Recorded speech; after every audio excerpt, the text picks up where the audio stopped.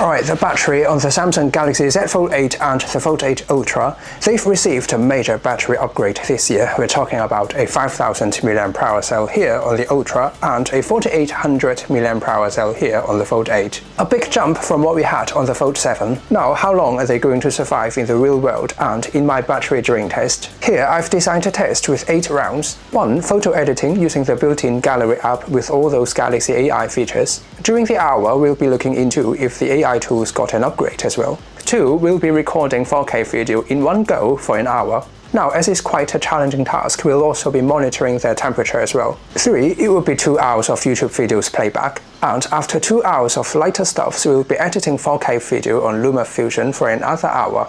It's a 2-layer 4K timeline. It's quite a challenging and demanding task as well, so we'll also be monitoring the temperature across the board. The 5th round, it will be a little bit of gameplay. The major idea here is I have to find a game which can be played on 8 different devices simultaneously, so it's got to be an offline game from ages ago. Right after that, it will be a browser test. In this case, I'll be using the Samsung in-house browser. And to wrap things up, the last hour, it will be some social media scrolling. Now, shall there be any battery left after all these tests? I'll be repeating some of these rounds until they're truly calling it a day. Without further ado, right, some of you out there asked about the speakers, how they actually sound like. Here we have the Fold8 Ultra. It's almost identical to the last generation in terms of how it looks and feels like.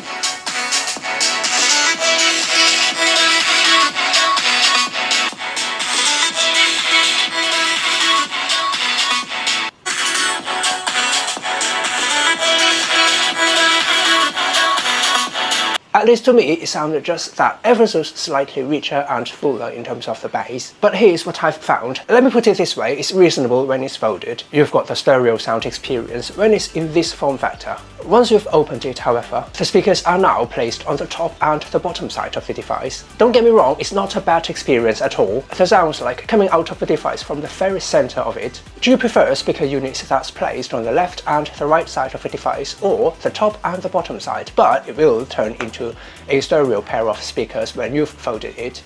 Alright, crease control improvement over the year. We may take a final look here as well. The crease is now finally gone. It would be a lie if anyone tells you that. Alright, it's almost gone. It's still there, but it's way less visible compared to the last generation. Together with the anti-reflective coating on the inner display, you really have to search for it and look for it. Just like this, using it almost like a mirror next to a window, gathering lights from the outside with extreme angles. It's also worth mentioning here, not only crease control is better, but the uniformity of the display is also better than what we've got from last year. And the difference would be even wider if we're comparing it to the Fold 6. I would say, once you've got something playing there on the screen and actually using it from day to day, it's just like a mini tablet, a non-foldable one. Samsung's absolutely nailed it when it comes to crease control and the uniformity of display this year.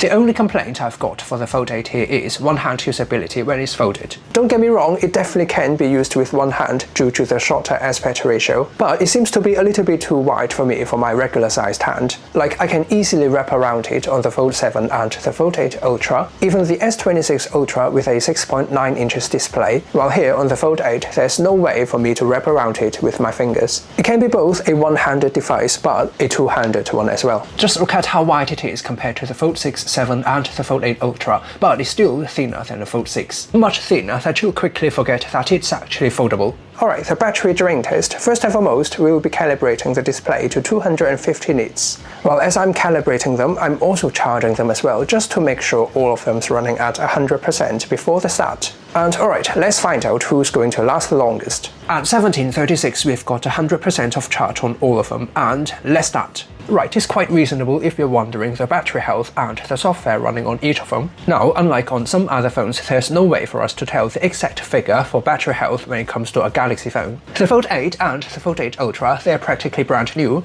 while the S26 Ultra, I've been using it as my daily driver for half a year. Battery health here should be somewhere between 98 to 100%. Now, the Fold 6 and the Fold 7, they're older devices, but as I've got the Fold 7 back then, it's really rare for me to touch the Fold 6 again. Same there for the Fold 7, so no matter how old the phone is, it's more or less like 1 year of constant use for me. Battery health should be somewhere near 98 to 99 or even 100%, so I would say the margin of error of this test would be somewhere within 2%, which I can totally live with, and I certainly hope you'll agree with that as well. The software, in the meantime, they're all running the latest version of firmware. Here's what I've found. Even the Fold 6 got literally every single latest and greatest AI photo editing tools when it comes to photo editing. We're getting really similar results across the Fold 6, Fold 7, Fold 8, Fold 8 Ultra and the S26 Ultra when it comes to passersby's removal and filling up the missing pixels. As you can see here, even if I'm throwing one of the most challenging one to them, they're essentially giving the exact same result, which is quite shocking in my opinion.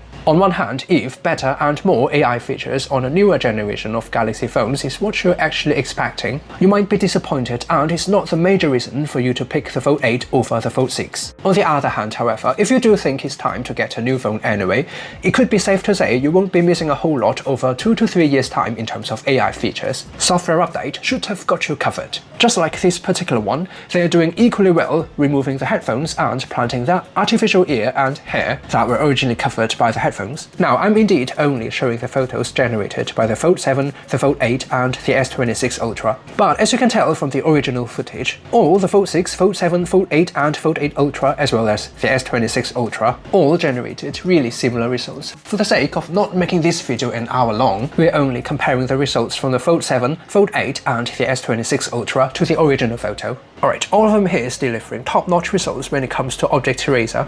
There's really not much of a difference even when it's between the Fold 6 and the Fold 8. Just take a closer look for this particular one. It's the most challenging one I've got here today. First of all of them's delivering really similar results once again. Now, all the pedestrians were like not even there at the very first place. As you can see here, the texture of the building, the architecture, they're all there, and they're really similar across the board. And if you're wondering if the interface looked similar as well, the Fold 6 here is running One UI 8.5 based on Android 16, just like the Fold 7 after recent update. Same for the S26 Ultra. Now the Fold 8 and the Fold 8 Ultra are actually running One UI 9 based on Android 17.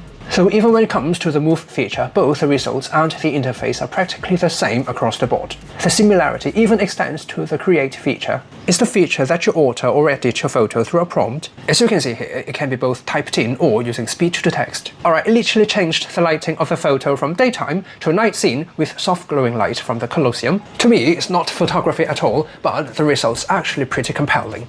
This time around, we'll be changing the lighting from this sort of greyish afternoon all the way to this more desirable golden hour-ish orange sunset vibe. It's even got the direction of light, shadows and reflections corrected. At the same time, we'll be removing the long queue right outside the tourist attraction. Alright, it's almost been an hour since we've started all the photo editing comparison, and I've definitely not forgotten it's actually a battery drain test, a battery life comparison video after all. And right here, we've just crossed the 1 hour mark, and here we've got 92% of the battery left here on the Fold 6, 92% here on the Fold 7 as well, as they've both got 4400 mAh battery, slightly higher in terms of percentage here on the Fold 8 Ultra, 97%, 94% here on the Fold 8, and it's actually the same as what we've got here on the S26 Ultra, 94%. Alright, photo editing is definitely what we could consider some lighter stuffs, so the upcoming hour we'll be recording 4K video, and we're actually doing it in one go. It really needs good thermal management to do that, so if they're able to pass this test, we can at least confirm they will be absolutely fine recording an hour-long 4K video.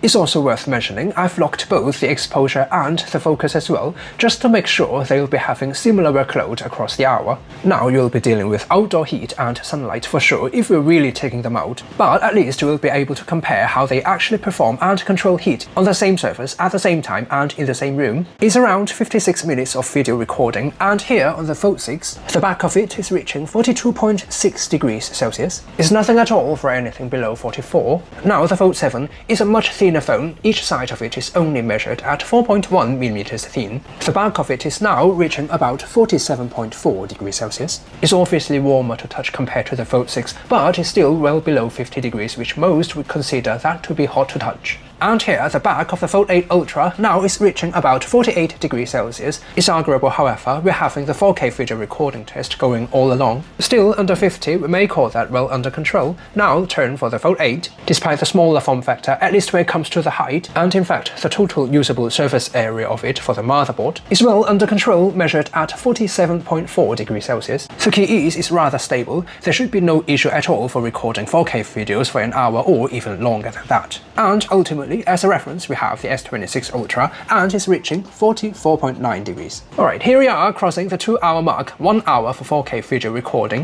At 1942, as we can see here, we've got 75% here on the Fold6. Really similar battery usage so far on the Fold7, 72% here. And we're looking at a much higher figure here on the Fold8 Ultra with a 5000 mAh battery, 78% here on the Fold8, really reasonable here actually considering the slightly smaller battery, 4800 mAh compared to the 5000 one on the Ultra. And that's interesting enough, that's actually higher than what we've got on the S26 Ultra at 75%. You're right, we've been using the cover display since we've started. Same here for the upcoming hour that I'll be playing 4K YouTube video on each of them. Now for video recording, I reckon most of you would be using the cover display to do that, while for video watching on a foldable phone, it should be fair to assume that most of you out there could be using the main display, the inner display, to do that. In this case, I'll be having a separate test near the end of this video, so make sure you won't be missing that out. In the meantime, the actual display size when it comes to 16:9 video watching, now technically speaking, the longer side of the Fold8 when it's opened or unfolded is about 3mm longer than the Fold8 Ultra. As a result, as you can see here, you'll be getting a slightly larger 16:9 image out of the Fold8. Not a whole lot bigger, but bigger. And you'll be dealing with less letterboxing, the black bars on the top and the bottom side of the display as well. And when it comes to 4:3 content, the inner display, the main display on the Fold8 is actually exactly 4:3. You'll be having that all-screen effect as well, which is quite mesmerizing. The image isn't that much bigger than that on the Fold8 Ultra, but the all-screen design is really captivating. When it comes to gaming on the cover display, on the contrary, now the S26 Ultra, the display here is wide and large. Meanwhile, the 21:9 aspect ratio on the cover display here on the Fold8 Ultra, however, that's actually ideal for games like this. You've got the widest field of view among the bunch actually, but it's measured at 6.5 inches, is quite limited. Now the main display on the Fold8, I could truly see the potential here. It's 4:3, not the widest aspect ratio out there, but combined with that sheer size of the display, and it's an OLED panel itself, it truly elevates your gaming experience on a mobile device. Now just compare that to the field of view here on the Fold8 Ultra, which has got a 9:10 square-ish display. It zooms in a bit more, making your character a bit larger and easier to see, but you'll also be losing the map on the left and the right side. You've got the idea. Alright, back to video watching. It's passing the 4-hour mark, so we're actually looking at 2 hours of 4K YouTube videos playback. The main reason for me to do that is Samsung's actually doing really good when it comes to optimizing the battery for videos playback. To get a more accurate figure when we're calculating the percentage of battery used per hour, 2 hours better than 1. And right now, the Fold6 got 66% of the battery left, 57% here on the Fold7, interesting. A much higher figure, 71% here on the Fold8 Ultra, thanks to the larger battery, and 70% here on the Fold8. And it continues to outperform the S26 Ultra. For sure, we're looking at the cover display at the moment. Alright, the upcoming task, it will be a more heavy-duty one, 4K video editing on LumaFusion. As you can see here, it's a 2-layer timeline and it's about 30 minutes long. And the 16:10 Ultra display here on the Fold8 actually behaves much more like a mini tablet or a PC. Now, it's a 5.5-inch display. I personally wouldn't be editing a full-length video on the cover display here, but it's quite fun to look at. Now, throughout the upcoming hour, I'll be first having a preview of the finalized timeline, just like what we usually do before actually exporting it. Right after that, we'll naturally be looking at both battery consumption on each of them and the speed of rendering the actual video. We've got the resolution and the bitrate of the project set to the exact figure for sure. And after 9 minutes and 42 seconds, the first one to have crossed the finish line would be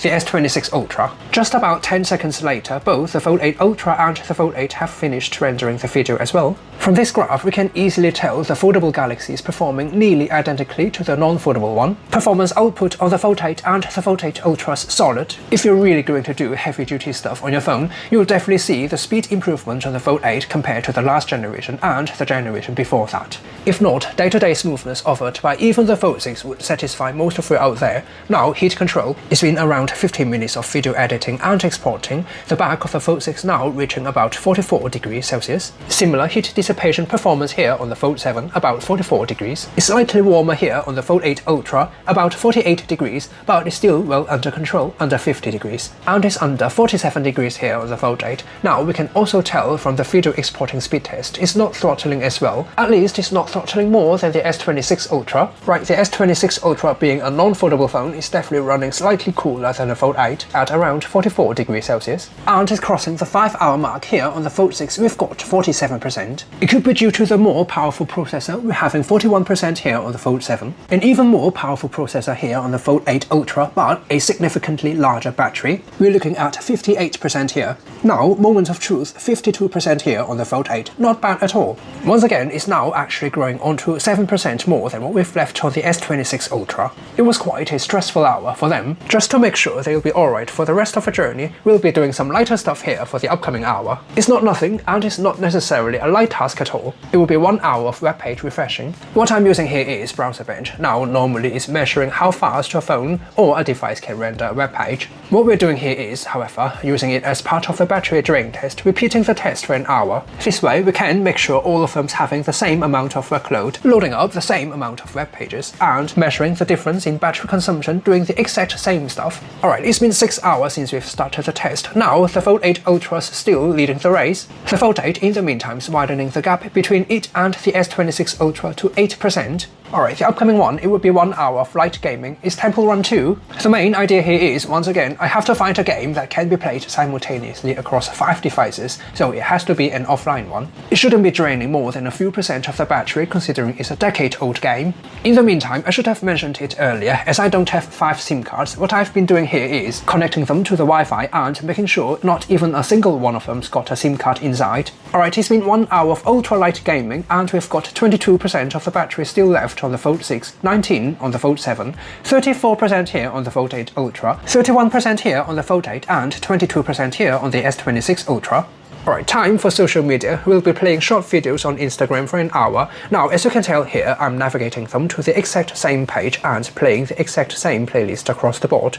This way, we should be able to control the amount of data that's going to be downloaded from the internet and the content that's going to be played on the screen to be as close to each other as possible. Alright, after an hour of Instagram short videos playback, we've got 14% here on the Fold 6, 12% of the 4400 mAh battery left here on the Fold 7, really similar performance across these two. Here on the Fold 8 Ultra, we've got 28% of the battery still left and 24% here on the Fold 8. They're actually beating the S26 Ultra by a quite significant margin. Now, my best guess would be Samsung's optimization for their foldable series is leaning more towards the conservative side, leaving some room for us to use them with the main display. So we've gone through all the 7 tasks which I've designed to drain the battery on all of them, but apparently none of them's running out of juice yet. Now here's what we will be doing. Just to make sure it's not going to be unfair to any one of them, we'll be repeating 3 selected tests. 4K video recording for an hour, 1 hour of 4K video editing on LumaFusion, and 1 hour of Instagram scrolling, until they're calling it a day. And the first one that's going to make its way home is the Fold 7. It's delivering 8 hours and 33 minutes of screen on time. Now, if you're only watching video on YouTube, that will last much longer than this. Alright, after another 10 minutes, the Fold 6 calling it a day. After 8 hours and 43 minutes is running out of battery as well. Now, the S26 Ultra's also calling it a day. We may conclude both the Fold 8 Ultra and the Fold 8 itself is delivering better battery life compared to even the S26 Ultra, which is a non-foldable slab phone. Now, to be fair, up to this moment, we're only using the cover display on the Fold 8 and the Fold 8 Ultra. They're the only two that are surviving the extra round, however. After the extra round of 4K video recording, we've still got 13% here on the Fold 8 Ultra and 10% here on the Fold 8. So it shouldn't be long until they're completely running out of battery, as we'll be working on video editing in the upcoming hour. Same as what we've done in the main test, first we'll be having a preview of a video during the first half of the hour. In 9 hours and 12 minutes, the Fold 8 is finally making its way home.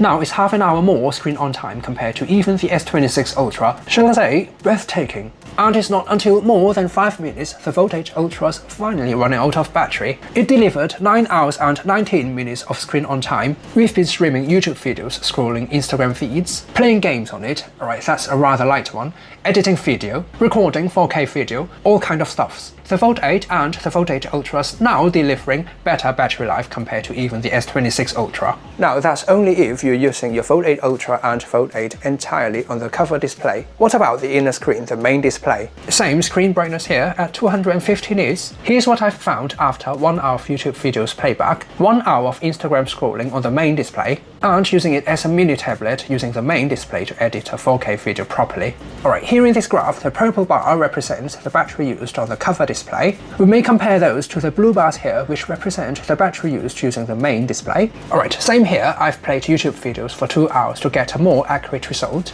Battery consumption is actually more similar than I thought it would be, no matter which display you're going to watch your video on. Same here for social media, Instagram scrolling. The Ultra drained 1% more of the battery using the main display compared to the smaller cover display. Now, as we're really doing some heavy duty stuff, the Ultra is actually draining 3% more of the battery using the main display compared to the Ultra one, while it's just 2% more on the Fold 8. We may conclude battery life is good even if you're using the main display here.